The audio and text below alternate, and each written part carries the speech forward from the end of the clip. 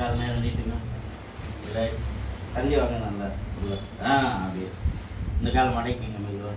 அந்த கால் நீட்டிக்கிங்க, இந்த காலை மடக்கிங்க. மடக்குங்க, இப்படி மடக்கணும். உள்ள உள்ள உள்ள. அது வச்சுக்கோங்க. அப்படியே வச்சுக்கோங்க. ஓகே, அப்படியே நேரம் வருங்க. அதே மாதிரி தான் ரிலாக்ஸ். நல்லா உள்ள ரொட்டேட் ஆகணும். நல்லா சுரண்டு வாங்க.